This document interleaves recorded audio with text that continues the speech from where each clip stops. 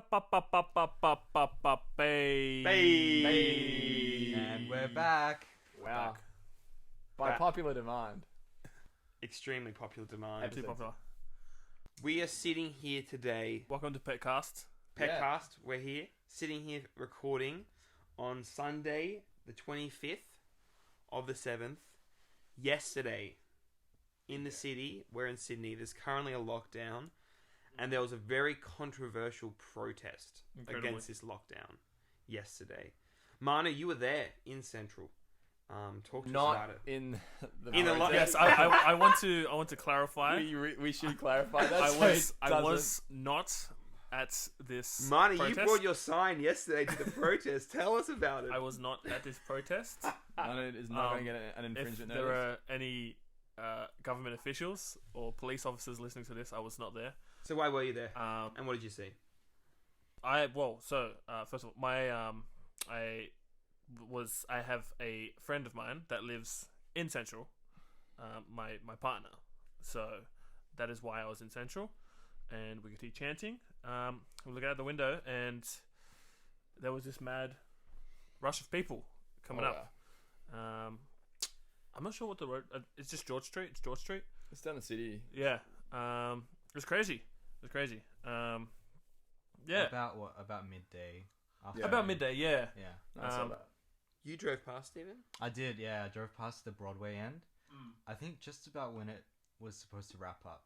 Oh, really? Yeah. Actually, yeah. The victory lap. You got there at the end, the finish line. Yeah. Cops everywhere. The whole Broadway side next to the shopping center. How did you get through? I think it's what's the Queen's Park or something? Yeah. What's it called? Victoria Park. Victoria Park, yeah. Yeah, so what actually happened? So, I was with my partner, and we had heard like chanting, and so we looked out the window, and there were people coming past, and it happened for about 30 to 40 minutes. Just a stream of people. Yeah, literally.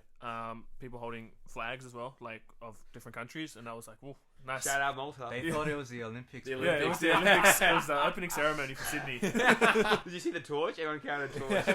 They did have a torch. Really? They had a fire breathing guy. There was a fire breather. Fire breather to anti-vax. Yeah. Are you kidding me? Yeah. Oh my! Wow! I saw footage of that. Probably because he's lost his job. It was like There's no one hiring him for fire breathing. like a circle. What's he gonna do? Come to your home, go in your living room, breathe fire? Not conducive to working environment. I don't think so. Actually, I did read some comments, and one of the comments on a Facebook post said this guy just hasn't had any. He's a bus guy, so this guy hasn't had any business, and he's booming right now. That's why he's booming. He was out there. So funny. I just saw like on the videos like a circle open up, and there's a guy like dancing with like flaming swords, and then it gets even better because then the cops come through and they just destroy him with a fire extinguisher. No, they did. They did. Yeah. Yeah, so for about half an hour, 40 minutes, they were passing by, and then an hour later, you could hear the chanting coming again. Oh, and wow. so they were going back the other way, and What I think were this they is chanting? freedom. Yeah. I did actually notice a few people wearing some shirts that were like "COVID is fake, COVID is a scam." Scam. Which is very interesting. The classic. I think that's the point where you had driven past, and that's probably where you were seeing the end of what was happening. Yeah. Just lots of people, very different to what a few days ago. There will be no people around that area. So yeah. And there was the horses. Yeah, The horse got punched. Yeah, we saw that. I hope it's in a stable condition. Zing, zing, zing, zing, zing. But seriously, you do hope it's in a stable condition. Yeah. I hope it's been looked after. That photo's actually controversial as well, isn't it? There's if you're not aware, there's a photo that's been circulated around the internet and through news channels after the protest of a white bloke, a protester, who seemed like in the photo he was punching the horse, but if you look into it, there's an actual live video, and the horses were kind of getting out of control, and it was sort of bumping into people. And so he was sort of reaching out his left arm to like protect himself, to push it back. So there you go. It was captured at that photo was captured at the worst possible moment. Yeah. Really? Perfect. Yeah. So if you actually, if you because find the the video, photo, I haven't seen the video, but it No, there's really a looks like he's video. punching Yeah. the horse. Yeah. It looks like he's Like, squaring he's up. just socked it, bro. Yeah. I was like, wow, Mike Tyson's in the ring, just Yeah. socking. He's bro. mad. no, he actually like he was trying to move away from the horse, and so he pushed the horse So away. his arms up as he's like shoving it away. But he pushed. Although I do have to say there were a lot of people throwing stuff at the horses and policemen. Yeah. Yeah. Wait, so what do we think about that then? Because the police, like the police people, I forget which one, the department, they released a photo of the horse saying, "Oh, the horse is okay; it's in good condition." Is that misinformation?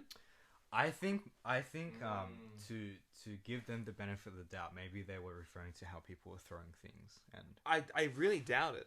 well, to give them The benefit of the doubt. benefit of But the like doubt. that's a I don't But know. also, I just don't think but so. like I feel like the It photo, is a bit deceptive. I would agree. the photo yeah. was circulating before the statement though. Like I feel like that photo was circulating for a little Yeah, bit. so they knew about the photo. Yeah. It wasn't like they seem to be establishing a causal like relationship there. Mm. When if there's no one, that's interesting because like a lot of this is framed around misinformation. Yes. And a lot of it is framed around social media use and misinformation and how those things work together. Yeah. However, if that is true, and then we have the police department just playing a devil's advocate, like isn't that part of the problem? Is that now what you've done is you've just released misinformation to the public, but just in a different way. But people, and you're right, like people probably won't look into the facts, probably don't know how it works, so probably just see the photo of the horse, like me, see the photo of the horse getting punched, see the photo of the horse from the policeman, think, oh, that's an authoritative source, and trust it. Yeah, I only saw the video this morning, so all of last night I was like, wow, why would you punch a horse? And then this morning I watched the video, and it was like, oh, he literally hasn't done anything wrong. Yeah. Apart from be there. attending the protest, Except be there. Hey, he's done nothing wrong. He's just trying to I was get gonna some say, groceries. He's just going to Woolies. like he's innocent of like the one heinous listen, crime. not of to punching the sound horse. and not to sound elitist, but as an American who's also Australian, Wow. I'm pretty sure the United States is one of the only countries that recognize right to protest. Yeah, it's And true. so in Australia, I mean, we want to believe that we have a working democracy, and people sort of think that by right gives them the right to protest, but technically in Australia, it's a different thing altogether. It is, yeah. So one of the points I wanted to raise was that it's good that the police never really said you're not allowed to have a freedom of speech. Right. They were just having a formal stance on how the gathering was quite anti-productive, if anything. Yeah, because there was a request to protest and it was denied, right? Whereas the protest from last year, it was for example the Black Lives Matter movement. That protest that was granted, and so it was allowed to take place. So maybe to clear that up, I think maybe parts of the protesters thought that they had the right to protest, Perhaps. and so seeing the police there, they would have thought, oh, they're opposing our freedom, which is why maybe some of them were chanting freedom. Anyway, it's a tricky topic. I just wanted to raise that point. Yeah, and I think that's interesting because I think that does show that legally the police are sticking to their obligations, because even with the Black Lives Matter protest last year, it was a time limit. So once they hit that time limit, police would literally be like, "Okay, guys, you gotta go." And there was I think some physical altercations. There was some of my friends have said, "Hey, you have to leave this area in the next 10 minutes because you're not allowed to be here." So I think when you look at that legally, I think that the reaction to the two protests does make sense. However, I think that there's some disagreement into why was this one allowed and why was that one not allowed. Yeah. And I think that's because you hear that I've heard that a lot recently on social media. Yeah. You have people on the right who are anti-vax saying, "Well, you had the BLM protest. Yeah. What's the difference? Yeah. How dare you be coming at this?" Yeah. And then others saying, "Well," and I think they are very different. But also the timing and The timing. the depth of lockdown as well. The timing of the lockdown. How. But you're protesting what's going on as well. So it's it's not like the BLM. It wasn't protesting lockdowns. You mean we're in a lockdown, so we can't protest? But also at the time of BLM, we were coming out of our full lockdown. Exactly. But also we weren't protesting the thing we were in. Yeah. This one we're protesting the thing we're in. That makes sense. We are not protesting that. Speak for yourself. As we were coming out of lockdowns though, like as they were lifting restrictions, I still saw I saw a protest last year, in the city against like COVID and restrictions as we were lifting more restrictions. So the day that they lifted restrictions to 2 square meters, there was a protest in the park saying this is like COVID 1984. They're controlling us. 1984. Wow. So like it's not even like you can protest restrictions whenever you want. It's just that like in this point of time, like this is like literally what they're saying not to do. Yeah. I saw a sign which said, "I'm a Jew with deja vu." Oh yeah. That was, Which far out. Look, it is touchy. Yeah. Maybe it was an unrelated sign. I would hope so. someone was just there. I would really hope so. To have that. Someone was carry it around. They carry it around. Someone And was also- on their way to another protest. And also, we don't know what the deja vu was about. It could have been this like deja vu of like, oh, like I saw a cat twice. Like I'm getting deja vu right now. Deja I'm in the vu. city on a Saturday again. Oh, Yeah, deja vu. It was a statement of facts. Oh, there's Woolies. But so this whole vaccine thing, you've done some research on it in terms of the whole anti-vaccine movement, Stephen. Talk to us about what research have you done? What's been going you're the on? person with the medical You are. science I do have background. yes. So we do have someone credible here. Yeah, an undergrad in medical science. yeah. Extremely credible. And it's not me or Henri. Believe it or not. Yeah, so let's get into this. I would call one of the main components of the protest. The meat and potatoes. And I would say that well, I think veganism is a part of the protest as well, isn't it? Which we'll talk about next week. Yeah. Anyway, The faux beef and potatoes. Anyway, I think the major component of it was partly anti-establishment, partly anti-vax. So if we're talking about anti-vax, thoughts firstly from everyone. I'm just curious as to like if there was anyone that was there that was anti-establishment but very pro-vax. Like I'm actually curious. There's someone there with a vaccine on the side. Hey, it's a vaccine. Hey, It's like I hate this lockdown. I hate being oppressed, but those vaccines, I'm telling you now. Well, I think that march started because it's anti-mandatory vaccination day. So I think it's known as like a pro-medical freedom day. Wait, is it actually? Yeah, so that's why it went down. Is because today across the world is anti-mandatory vaccination day. Yeah, yesterday. They have a day for everything. They have a day for everything. Wow. Where's National Blue Day? That's what I'm thinking. It probably exists. But what do you guys think of the anti-vax movement? So I had a conversation with Stephen last night about how I wasn't necessarily against anti-vax people, and how I am definitely not for these restrictions, but I'm not going to go protest. And I think he brought up a great point about how it's like you shouldn't be neutral in terms of pro or anti. Like you should have a stance, because it's very easy for you in kind of the neutral stance to I would say after watching a video to fall into the anti-vax category. And I think it's because the agenda there, like whatever is being said has, I guess, a greater voice and is being pushed further than, hey, get a vaccine. Yeah. And maybe Stephen, you can talk more about that. Yeah, sure. Yeah. Tell us about that video a little bit as So well. we'll go into the video in a second, but let's get some of the history of the movement across to our viewers. I mean, listeners.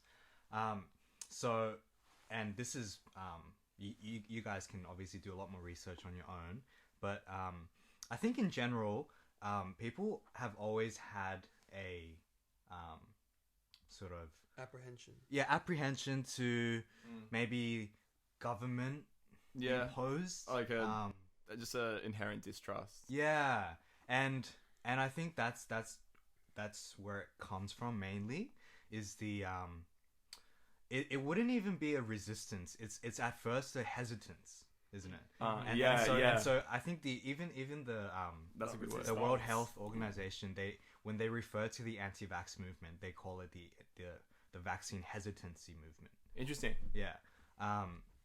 And I think it's interesting that whether people are informed or misinformed about the vaccines and the regulations and whether it's mandatory or not, I think the main issue is that people want the best for themselves and for their family.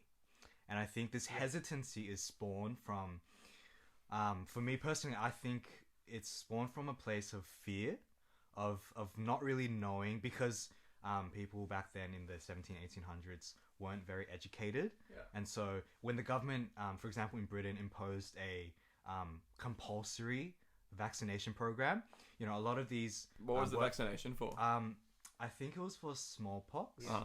Yeah.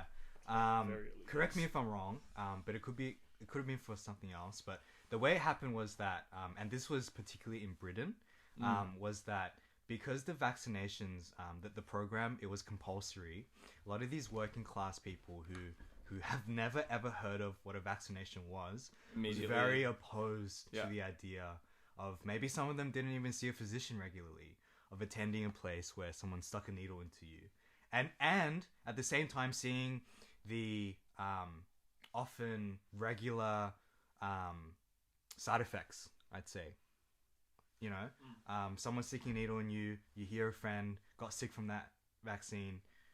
What's our natural response? I'm a bit hesitant about that now, right? And we know that there's always a percentage of people who react a bit negatively towards whatever vaccine is rolled out. And so I think in the history, in its root, I think is found in that fear, a bit of misinformation, but and the government at the time learned from that, so they actually removed the mandatory part of it, right? Interesting. And then people actually started to go. I see. Really? Yeah. So that's an interesting thing. So as soon as they removed it, people actually thought, oh, like the government isn't trying to kill us, right?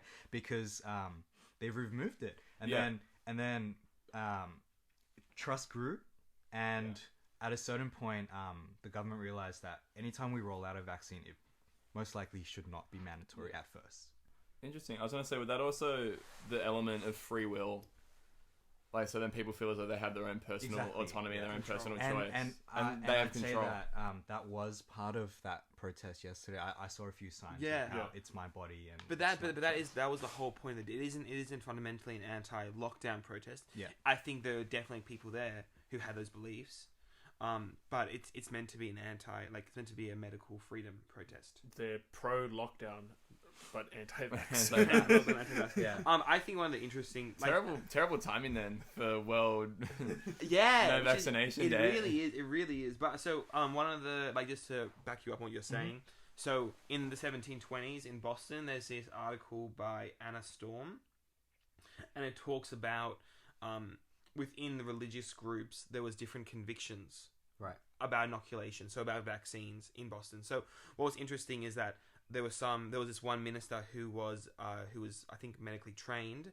I think his name was Matthew, and he was actually he was very, very pro inoculation. He was talking about how this is God giving us a cure, giving us a way out of this pandemic, of this epidemic it was, and that can change.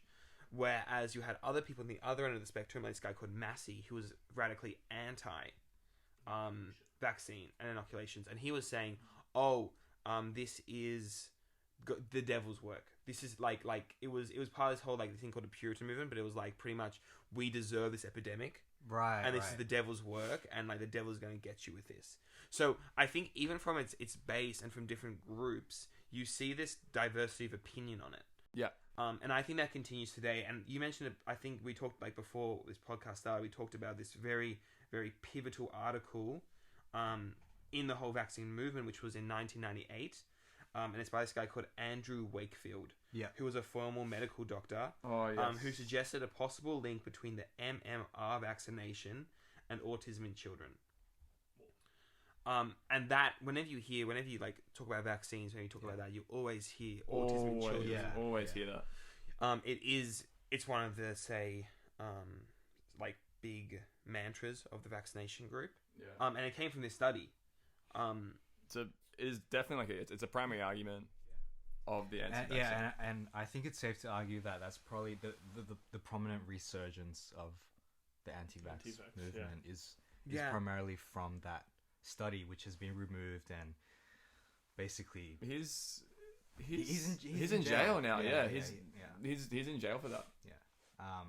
And they've tried very hard to remove that connotation. You can't, because now the harder you try to get rid of it, you're seen as a hero if you sort of fight the establishment. Yeah, exactly. And I also think that what was the actual study? Because autism is quite complex as well. Do you know what I mean? Yeah. And so being able to link something with autism. Can I just say that makes like, sense. if you know someone who has autism, like, it's not like most chances the worst thing in the world. Like it's not this thing. No, it's for not sure. this thing where you 100%. can just say, "Oh, I'd rather my son die than have autism." You know, like that. Yeah, I think definitely. that's very harmful to people with autism. Yeah, no, 100%. Yeah, I agree with that. Yeah. Yeah. So I think what he did here is it. Yeah, it was his research was very flawed. I know that. Yeah. Because it wasn't it he from what I remember, he got like X amount of children with autism, and he found like A common trend. like, that they all had, and he found a common trend that they'd been vaccinated, because at the time everyone was getting vaccinated against like smallpox. Oh. So he was like, oh well, they've all been vaccinated, they all have autism, therefore. That is. So like he just showed a correlation, but there was no actual causation. Yeah. So 12. Next episode of Saga was a short retro. So this is from an article called "The MMR Vaccine and Autism" by two people, Rao and Andrade. And it says the next episode in the saga was a short retraction of the interpretation of the original data by 10 of the 12 co-authors of the paper. So pretty much 12 people wrote the paper. 10 of them said, actually, we've looked at this data wrong. Yeah. We retract this statement. Oh wow. According to the retraction, no causal link was established between MMR vaccine and autism, as the data were insufficient. There we go. Yeah. This was accompanied by an admission by The Lancet that Wakefield et al., so the paper, and the co-authors, had failed to disclose financial interests. No way. So, e.g., Wakefield had been funded by lawyers who had been engaged by parents in lawsuit against vaccine-producing companies. So it wasn't like this was a novel thing, but actually this emerged from an anti-vaccine movement. So it was anti-vax parents who were suing this company, and then they had got this guy to do this study, and then 12 people came together. They did the study. They established this link. Then 10 people said, no, this is not a causal link. This is wrong. Yeah. I guess Wakefield probably held his belief. He must have. But because he didn't declare his interests in a scientific field, that's very problematic. So the paper was gone. But I think it does add to the whole distrust thing, and and I think when you look at. But I think what's interesting about this movement is I had heard of it from fringe people. So the first time I'd heard of it was say 2006, when my stepdad talked about his cousin whose kid had autism, and he said, "Oh, it's because of the vaccine." That was the first time I heard of it, and I didn't hear of it till another 10 years later, until it was a fringe movement, and now I would say it's a fairly mainstream movement, and it's growing. Yeah. So this is, I think crazy. this links nicely to what we were saying before. About what Manu was saying, the Economist video. So the video that Manu watched. Yeah. So it was published spend by The some time. Economist. Just type in YouTube. The Economist. Anti-vax movement. Yeah. Very good. Yeah. It's very informative, and it's by excellent publication. Yeah, like well trusted. And what this researcher did was he looked at 100 million conversations across social media. I think it was mainly Facebook. Yeah. Yeah. And across different Facebook groups. And he formed three very distinct camps. So I think it was XYZ, X representing quote unquote pro-vax, Y representing the undecided group. So unrelated Facebook groups such as dog lovers, parenting, cooking. Yeah. I love blueberries. Whatever. Yeah. Tasty. Anything. Yeah, basically, Throwback. yeah. BuzzFeed. They're there. They're all, no one is safe. And then the third, Z, was the anti-vax. The anti-vax. Yeah. But what he found was a strong link. There were far more links being created between anti-vax and neutral groups as opposed to pro-vax and neutral groups. Yeah.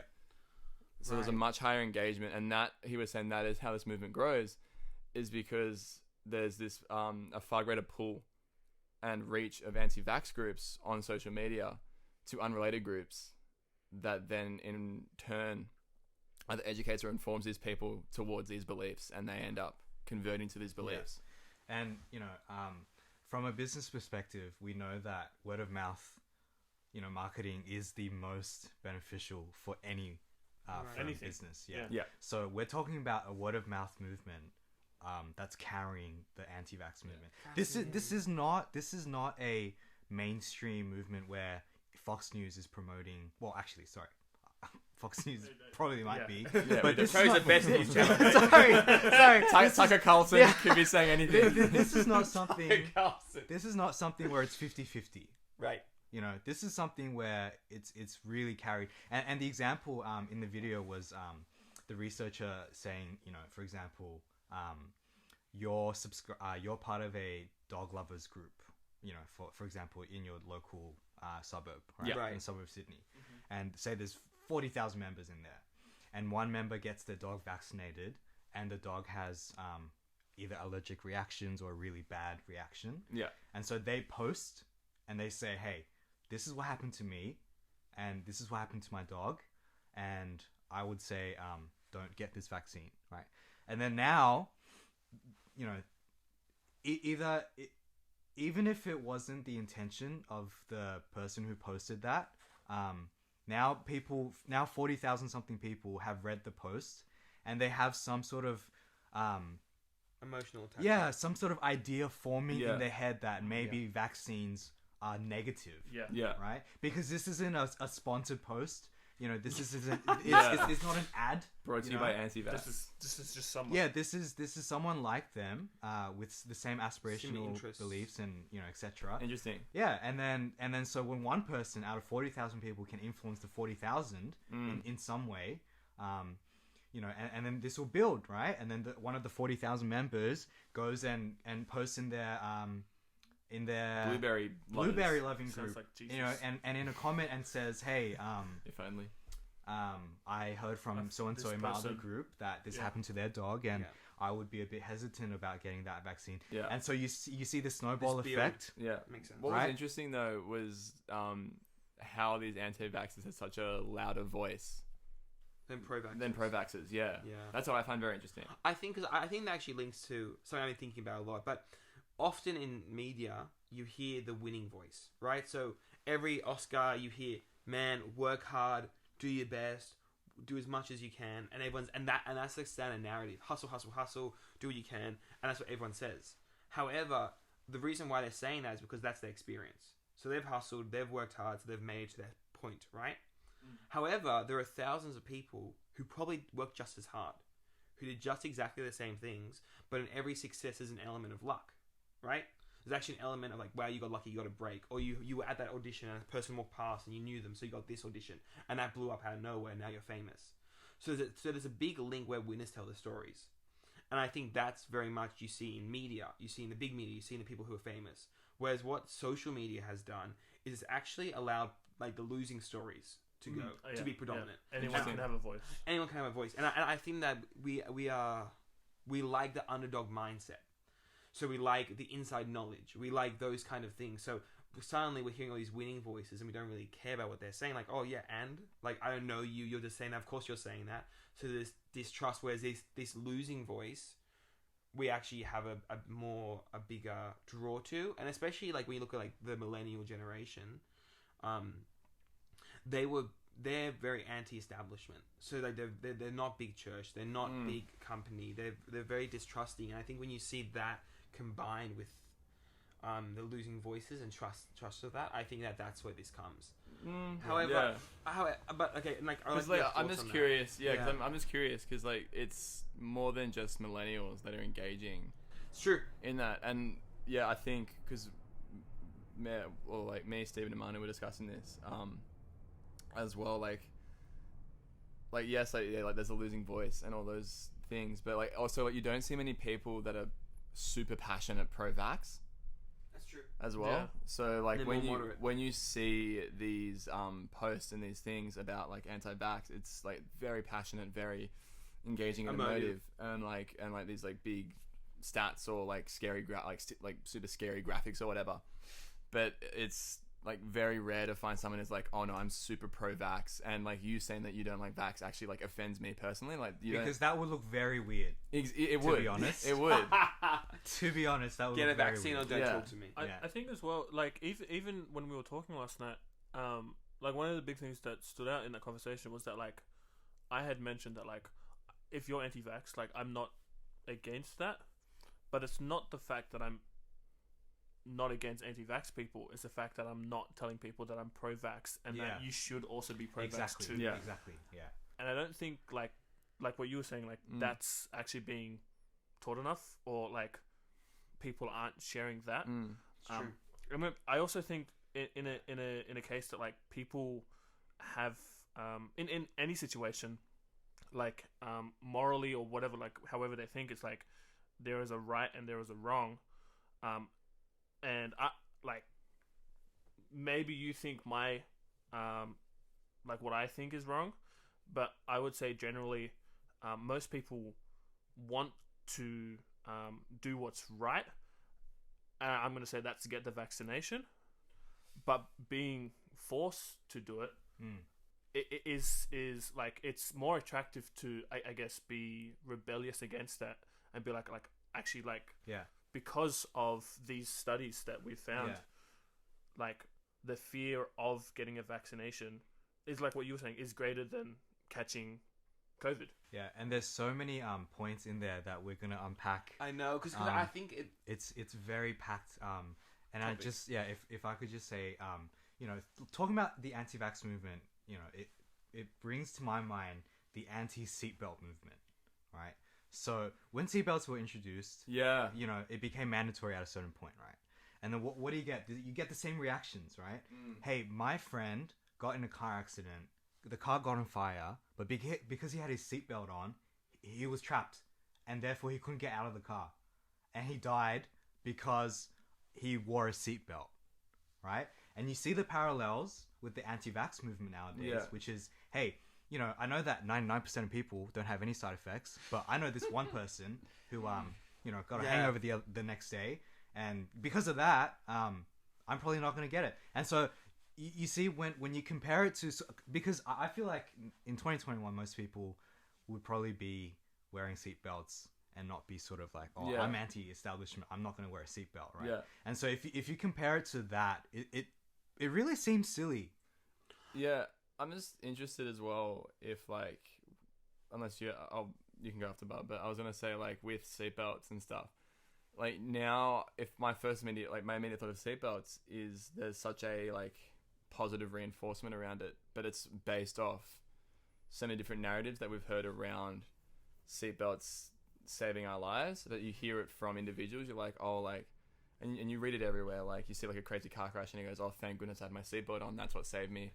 Thank goodness I had my seatbelt. And it like what we were saying before, it creates that immediate emotional link to that thing, which like in turn creates almost that like positive feedback loop of seatbelts, as an example. And I know that my mum has this story where one of her good friends, who actually was a teacher in my school, she has massive plastic surgery on her face, and she looks great for what she's been through, but she like doesn't look super, just like the most normal person, if I can say it like that.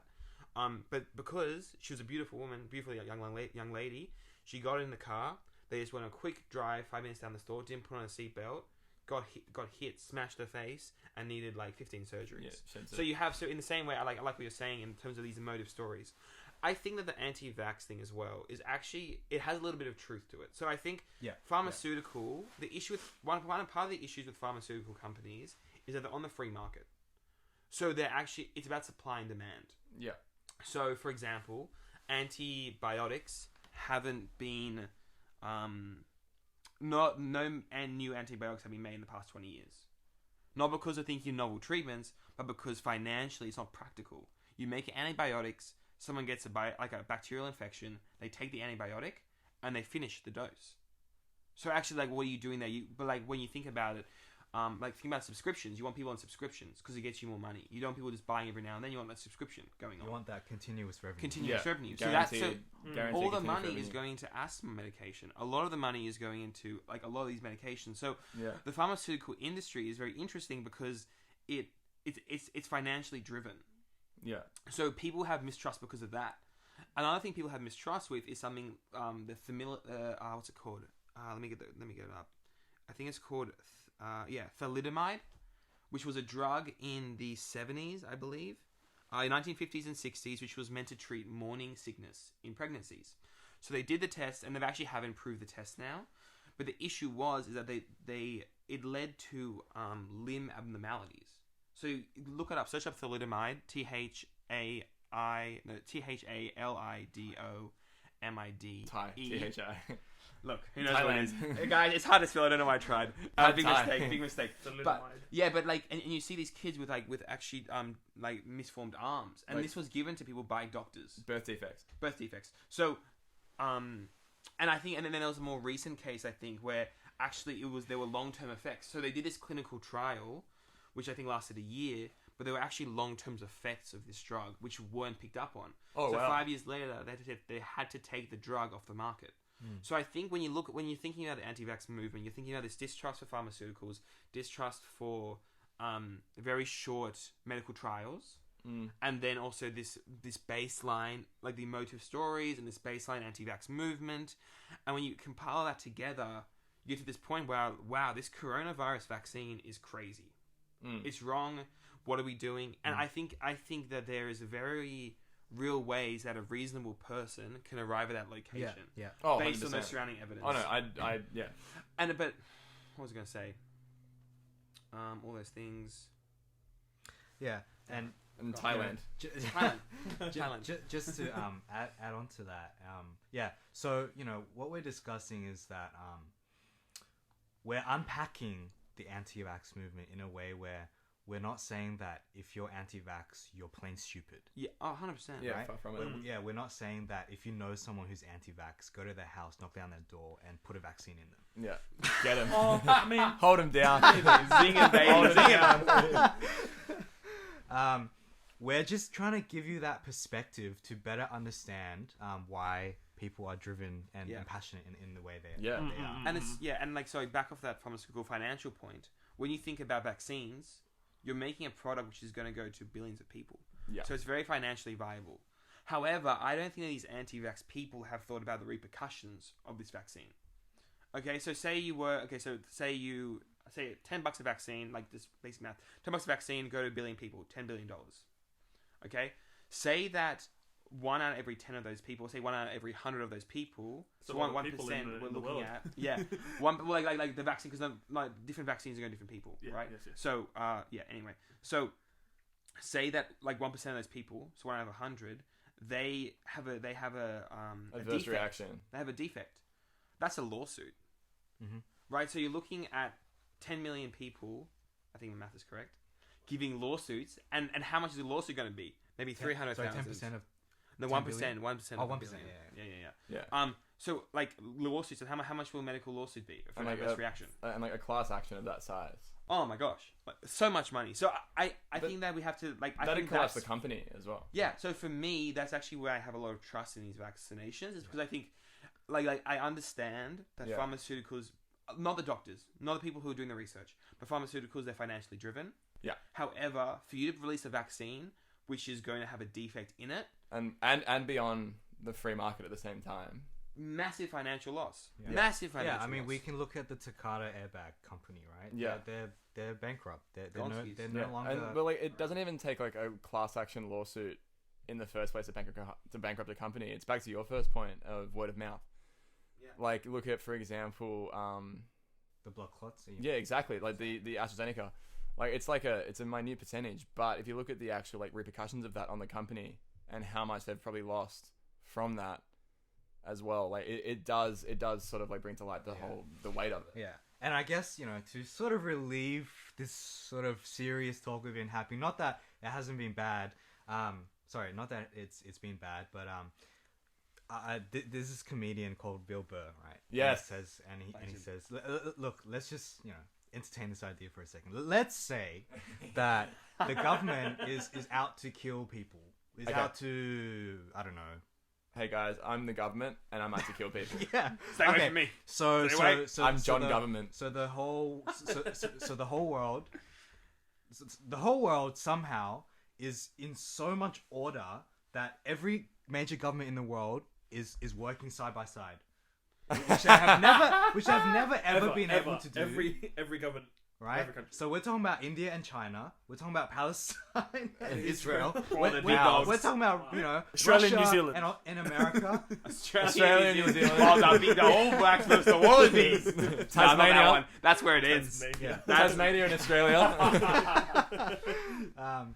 And they're all in cahoots, and everyone's in agreement. Hey, we've got to, population control. Kill them, right? Get rid of them. So create. Yeah, let's say 90% of the world gets vaccinated, and then in these vaccines contain the curse, the mark of the beast, the microchip. Yeah, and mark of the beast. The point is, Bill Gates. Self-determination. The point is, if you're out to kill people as a government, right, you're gonna want to kill the rebels, right? So you end up killing the 90% of people who are vaccinated, and all you're left with is that are the 10% people who march down George Street, who won't give burning torches, breathing fire. You've killed the one thing protecting your government in the first place. Juggling flaming swords. And some TikTok guy. 100 flame dancers charging a Parliament House. You know what I would do though? The If TikTok I want guy. to kill a population, poison the water. I wouldn't do a vaccine. How much effort? How much money has it cost? that is a movement. So the poisoning stupid. of the water. Yeah, Just fluoride. poison the water. Yeah. Exactly. Yeah. I'm on the government. I swear. Hey mate, but big John government, Johnny G. That's Really so messed up. funny. Poison the water. Yeah, It would have the same effect. That's so funny. So it's kind of like antibiotics, where they're left with the bacteria resistant, the antibiotic resistant bacteria who are gonna destroy a government. So, it's a bit of a stretch, I think, when That's very those funny. conspiracies come up. When you frame it like that, it makes makes a lot more sense. Because they're shooting themselves in the foot. Speaking of shooting themselves in the foot, Before we continue, we are all not medical professionals. This None. is just a couple of boys. we're just a couple of lads. And all the anti-vaxxer people said, "Yeah, I know you're not. I could tell the first time I turned on this podcast." That's right. This is a podcast. Share this with your anti-vax friends. We're aimed Come on. at that chaotic 10% that don't take the vaccines. That's us. I got my degree off Facebook. Let's go. My degree on Facebook. Degree on Facebook. But Uh, I was gonna say, speaking of shooting yourself in the foot, Donda Thunder. Oh man. Wow, Stephen, you were so hyped for this. shots to the foot. All red. That's What? a big decision on the outfit. Oh, I I was like, what's all red? His foot? Well, it might as well have been. Might as well have been. So we watched the stream. We watched an hour and a half of an audience getting their seats. Mm-hmm. That was pretty exciting. Mm-hmm. Really? Yeah. Yeah. So the stream started at 11 a.m. Sydney. 10. It was meant to be 10. Yeah, at 10 a.m. Eastern Standard Time. It didn't start until 12. Or I know, but as in like the live stream itself, though, as in like Yeah, the live stream itself, the cameras, it was all Turned on. synced up and linked in at 10 a.m. 10 a.m. Eastern Standard Time, Australia. Australian And Standard Kanye Time. didn't set foot into that stadium on camera until 12 p.m. Yeah, it took 2 hours of just people walking. Yes. And yeah, we got so many shots of the audience buying What if food. he was just very far away? He was jogging. What if imagine he just got on He's doing his and he Strava. said, "This is my performance," and he walked off. We were expecting that. Oh. The few times when he walked near the edge of the stage, I guess you call it, I was thinking, oh, that's the end. Yeah, they tested a microphone. You missed it, but they did like a testing 1 2 3, and I was like, he didn't use a microphone the whole show. Why did they do that? It must have been to like fill up hype. Yeah. What is going? But he's so intelligent. I feel like our generation, people who like Kanye West, Well, because like I tell you, what, people didn't turn off the stream. they are hyper impatient people. Everyone watched who the stream. hate waiting. Like, how are you gonna get people who are constantly on their phone, constantly scrolling TikTok, like short attention span. To sit through 2 hours. 2 hours of it. Like, he is Of an crazy. audience shuffling to their seats. Who is this guy? Yeah. Kanye West, anti-vax or pro-vax? Or He would be anti-vax. No, Easy no, money. no, what? no, You no. don't think You so? reckon? He's pro-vax. Wait, is He he is? actually? Yeah, for Yeah, sure. but like, No, what do you yeah, for no. sure? I would say he's pro, but like it wouldn't surprise me that. Yeah. Wait, so... I feel like it would suit his personality, suit his brand. Yeah, as far as like control and the government and all those rants. Yeah, I mean, to go back to your point about how millennials are anti like establishment, like big corporations, I think there's some validity to that. You know, like we survived the global financial crisis, GFC and that was what the work And of you the look major at banks. 9/11, and like people. Well, no, Wow. yeah, but the, Wow. Wow. The look I gave you. Wow. no, and I mean, Stephen took America, such a double take I in know, that moment. I was like, and 9/11 yes. done by the government. Who am I podcasting with? No. And 9/11, like in terms of like America invading Afghanistan. Afterwards. Right. And yeah, I I was fully like, thought you were talking about like was the Sydney, cover and I was okay? like, what's going on? I was like, wow. Because, yeah, it was right at the point, like, Steven's like, yeah, there's distrust in the GFC. It was all, it happened. He goes, yeah, 9/11. And It's like, I wow. think the Vietnam War also had a massive impact on government trust. And we also Because- survived 2012, the movie. That... I lost a lot of trust in the government after that. The world was supposed to end in 2012, wasn't it? Yeah. Yeah. And it didn't. And I was like, that's... Wasn't The the whole government's fault. the crux of it was that It was the Mayan calendar. It's because like they just ran out of room on the stone. Or It something. must have been. They did not. It How must have dare been. you? How Something dare you? like- Like, that was when their calendar ended. Yeah, it was just like they just didn't buy the next edition of their calendar. Some They just stonemason ran out of calendar. ran out of updated, room. right? Here's why I don't understand They that. didn't get the iOS. I could be wrong, but I feel like some churches were like, yeah, it is going to end in 2012. Oh boy. And it's like, I feel like people will be like the Enneagram, satanic, Mayan calendars. Yeah, baby. All A the babies plus. Chuck born. that on the Bible. All the babies born in September 2013. But If you were born on the 6th of the 6th, I got bad news. bad news for you. Antichrist. Oh. We're looking at you. But Stephen was disappointed with the Donda performance. Ah, yeah, it was. Yeah. Really? Yeah. Do you wanna vent a little bit? Because I haven't heard you actually. No, I vent think much. I don't think he's like super angry, but he's I like think at disappointed. another time when it comes up, Yeah. I'll He'll give you your thoughts. He's not angry. He's just disappointed. What were your knee-jerk reactions then?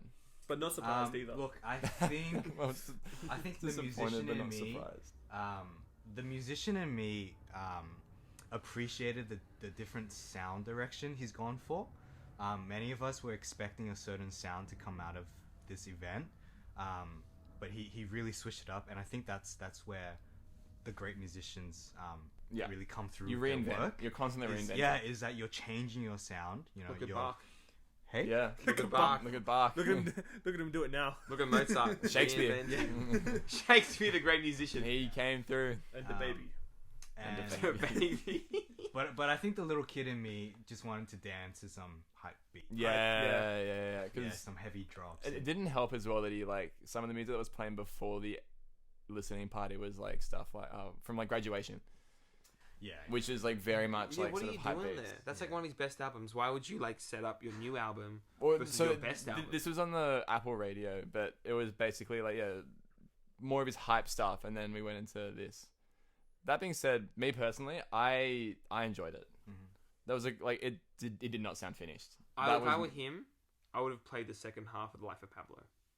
really Just the worst music, mess with them. mess with putting the worst stuff, and then you put on your music, people are like, oh wow, this is good. Play a different album.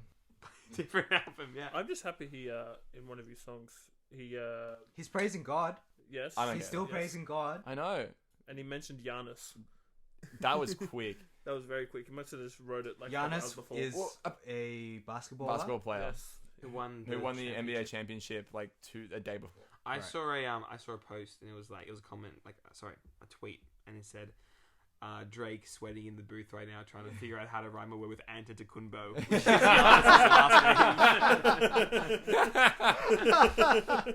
But you were saying on it, you weren't disappointed with the Don Down. I wasn't mad. But it was interesting. So apparently, like rumors are circulating. We just have to, sort of accept these rumors at the moment because, like, I wasn't in Atlanta, so I don't know if any of this is true. I can't verify it. But A lot of like people are saying that he was like recording verses like just like hours before the listening party. Apparently, he's still in the stadium working on the album. He has not left the stadium. That's hilarious. Yeah, there's tweets from his entourage. They're still sleeping there. They've got a chef there. Maybe you can't find the exit. And they're like, Kanye, Trap. no, take this back. No, Kanye, no, follow this sign. This is the exit. No. Because he took that long to get on stage.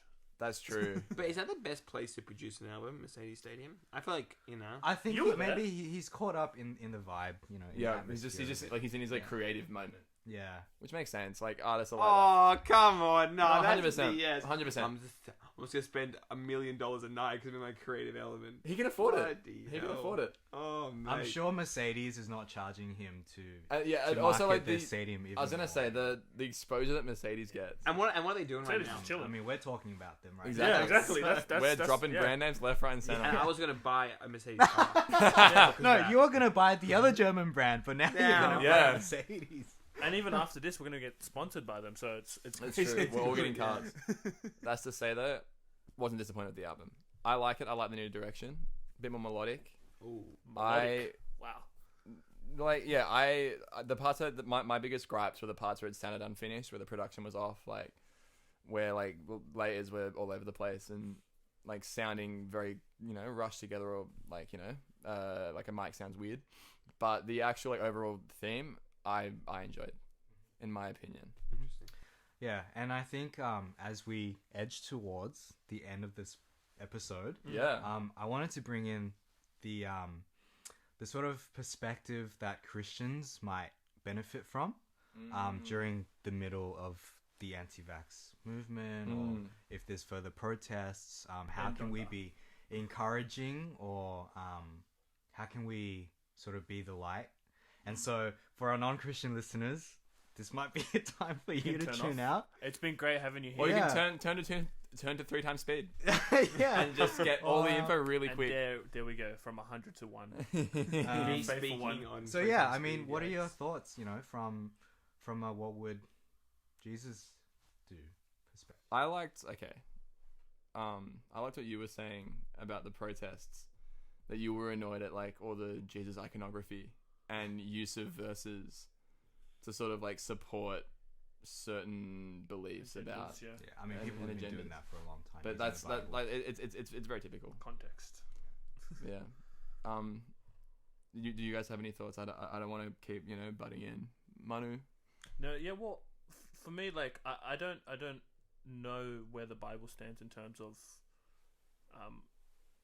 getting a vaccination or not.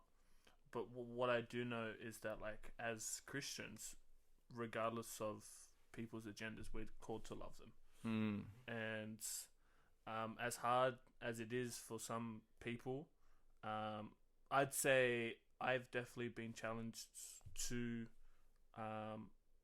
love these people. Not these people, because it's not us versus them, but I guess like people who don't agree with the same, first of all, religion, but also the same kind of, because I'm pro-vax. Like there's more of an emphasis to love them, and not to support them, but just to like, I guess guide them. But I like I said, I don't know how the Bible approaches a vaccination. Just love people. Very interesting. No, for sure, and I think it does because Hosea wasn't about to get inoculated. You know what I mean? Like, but like there weren't vaccines in the Bible. But I think yeah, I totally agree with you. I think when you look at the book of Galatians, Paul set it up that the whole first half is about your salvation is in Christ. Your salvation is not what you do; it's in Christ. And he does that. So in the second half, he can say, "Now live in community with each other." And I think as Christians, we need to know that our salvation is not in how much we know about the like, you know what I mean? Like whether we're an anti-vaxxer or a vaxxer, and we know so much about this, we're so informed, we're so much more smart than everyone else. And in either side, it happens both sides. And you're an idiot and I'm intelligent. That's actually not what it's about. It's about, wow, like we need to come together as Christians, and we need to talk about this because we're saved by grace. We're not saved by our intellectual assent. We're not saved by what we know. We're saved by Him. And I think the other part of that is that there's a big problem with, I feel like some Christians have made it Christianity versus science. They put a big divide between religion and science, and this is like a big dialogue which goes back hundreds of years. But I just want to say, like, science is not anti-Christianity. Mm-hmm. Yeah. Right? You have many Christian scientists. Yeah. Science this could be a whole podcast. Not cover any aspect of Christianity, to be honest. Yeah. There should be no direct relationship there from like a theoretical point of view. You know, science is observing the observable, making deductions, conducting experiments. Yeah, like, what are you going to do with Christianity, which is inherently about an invisible God, which you're not able to measure? Yeah. I mean, like, okay, say someone makes a clock. Science would be investigating the clock and understanding how the clock works. Whereas, as Christians, we're looking to see who the clockmaker is. I'm trying to understand who is he. Why it's there, and I just got saved again. What it does for us. Wow. Yeah, and like, why did he do it? And what, you know, I think those things are there. Yeah. But I think that ties into each other. Is this whole, and where like Christians were on the side of anti-science, we're kind of mysticists, we're kind of spiritual. You guys have your books and your stuff, so then we're over this side. That's what I see from a lot of anti-vax Christians, and I just don't think that's correct theology. And yeah, I think the last thing is that, like, Christianity is on neither side of the political fence. It's not on the left, it's not on the right, and it's not in the middle. No. It's actually, it comes to each culture and every culture and challenges cultural norms and ideals. Yeah. And we cannot be appropriating Christianity to our cultural norms and ideals, because when we do that, we sacrifice and we kill the gospel. Yeah. Right. We kill it. Yeah. So I think that as Christians, we really need to be those who are listening a lot. Listening to our brothers and sisters who are anti-vax, listening to our brothers and sisters who are vax, and working with them and praying for them and praying that actually that Jesus will be shown the situation and that people's health and people's safety and people's mental health, that they may be put in the right place through these situations. Yeah, and I guess like one more thing that I kind of came to my mind as you were speaking was that, like, this shouldn't. I guess I'm just reiterating what you're saying. It's like this shouldn't be a pro-vax Christian versus an anti-vax Christian, because like we're here to teach each other, but like not to also like have your Christianity or your theology, I guess adjust to your worldview, because it shouldn't be that way. It's the word then the world. Yeah, and I guess Henri, did you want to say anything? Oh, hey guys. Hey guys, welcome back. Hey guys, and welcome back. Who was it? No, a friend of mine shared something really interesting. So, like, in regards to the protest yesterday, there was a lot of people posting on their stories, like, if you're at this, and if I know anyone that's at this, like, don't follow me. Our views don't align. Unfollow me, or like block me, or I'll block you, or like whatever, like stuff like that. It's like, I don't want to talk to you, and very typical knee-jerk reaction. That's why you unfollowed me, hey? Yeah, it is. I got mad at Marnie because I saw him with the fire dancer. I was like, that's... I was jealous. I wanted to be there. But then another friend I saw posted something which was very interesting, saying like, why are we writing this sort of stuff? Like, isn't, like, did Jesus ever say that? Did Jesus ever say, like, unfollow me, or like go away if you have like different beliefs? Like, isn't our goal as like Christians to be that you know, present in that and like the help to that? So yeah, some of what you were saying, I think it is important that we avoid misappropriating Christianity to like suit our own needs or like suit our own ideals that like make us feel nice, but rather look at like the overall goal of like community and the overall goal of like actually like reaching people and caring for people, so that like we don't suffer from knee-jerk reactions to protests. Like, even though like it may, like, those feelings that you get are very valid from a protest, you are like, it's you can be angry. Like, I'm not saying like you're wrong for being angry, but rather than like take a step back from those and actually look at the bigger picture and look at like what then in the long term, how can we actually move forward or like grow something and build something. I think that's the important reaction that and I think to build on that, I mean, Romans says like, you know, be in the world, not of the world. And I think so many churches only focus on the part that's like not of the world, where it's like you're still meant to be in the world, right? Like, how many sermons are going to take place over the weekend that's like, don't be like them. You know, if you know someone that's like that, you're bad, don't associate with them. It's like, okay, good, you preached on the second part, preach the first part as well, right? You're in the world, right? How do you reach these people? Because if the people you know and love are all doing well, you know, like, first and foremost, we're called to care for the sick, the widow. Yeah, in this case, The outcast. So the other. I mean, yeah, like I think that's a great point. Is like, you know, even as a Christian, I was a bit upset. I mean, not upset, but I was a bit annoyed about how I'm reading Christian like Bible verses. I was not happy. Signs, like, I was not happy. What are you talking about? You know? Yeah. And it was especially like being like a like-minded group of like friends being like these idiots, and then all just like piling on, being like getting real mad.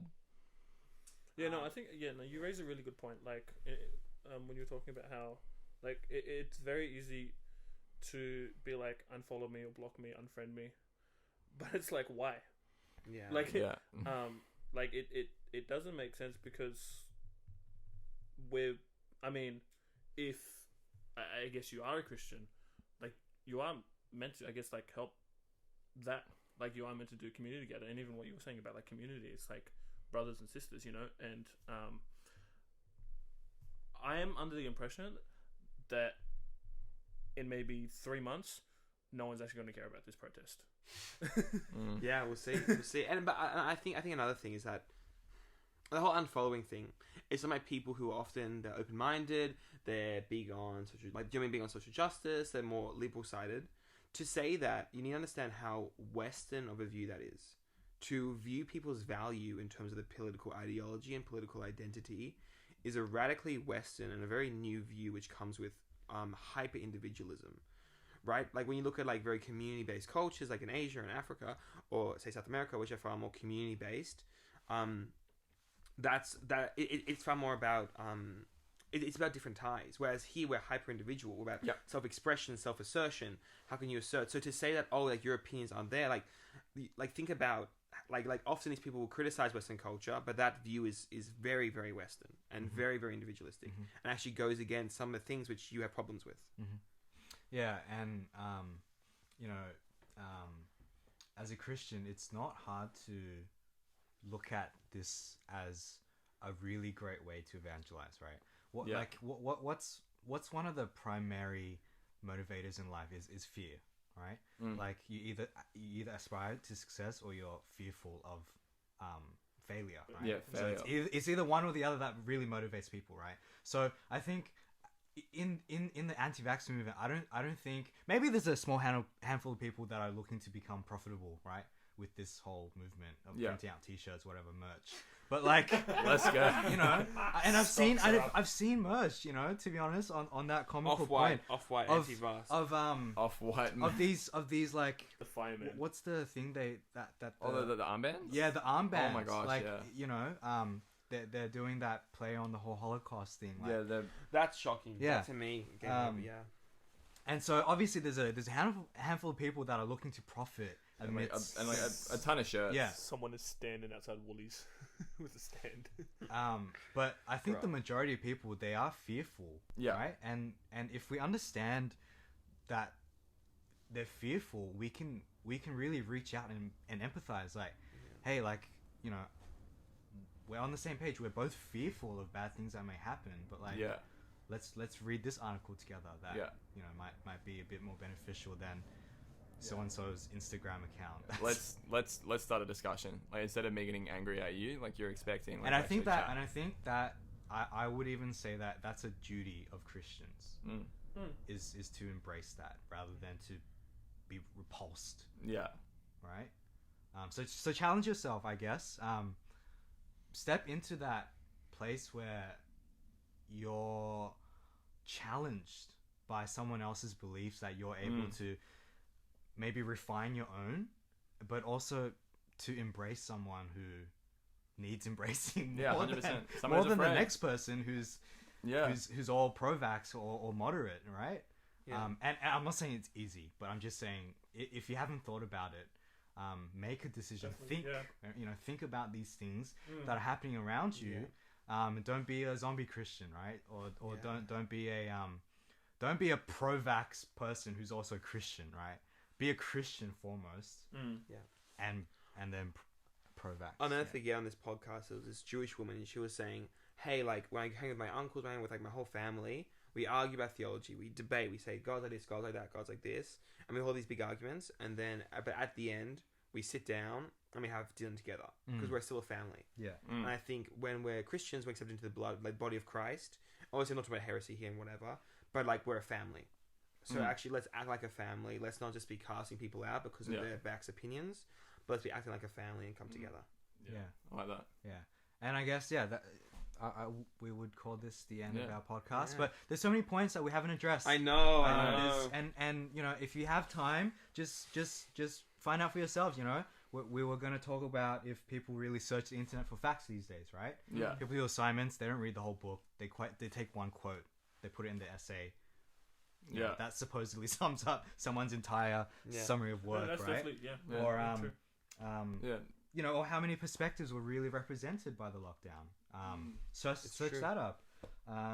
We definitely encourage you guys to and look up the resources that we mentioned as well. And there's a great article that we'll talk about that another time. Okay, cool. I think it's worth it. All right, that's such a good article. Cool. And I think also like another thing is thinking about is like how does the role of like a hopeless society because we're moving into a society without like a future hope, how people like how's that framing with people with fear and stuff like that, like because we've removed hope.